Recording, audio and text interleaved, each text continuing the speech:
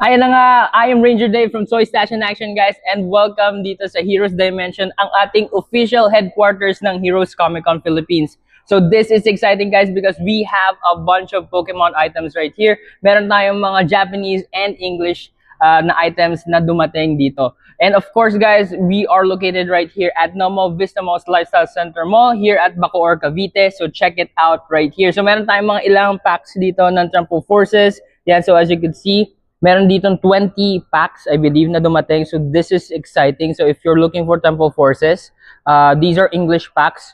So that's exciting. And then meron din tayong mga Japanese ng new Gardevoir EX na packs. They're available right here, guys. So these are very affordable. Meron din tayo ditong, of course, sa mga naghahanap ng mga Journey Together packs, meron din tayo available.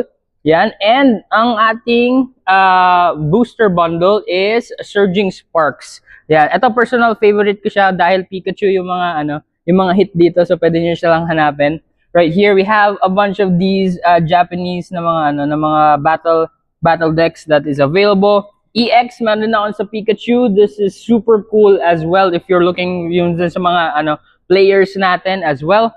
Meron din tayo dito ang Paujan EX and of course Charizard EX na Battle Master decks that is available. Meron tayo ditong isa pa. Ito, this is one's a larger one. This is the Battle Academy. Yan, wherein you get a bunch of other items inside.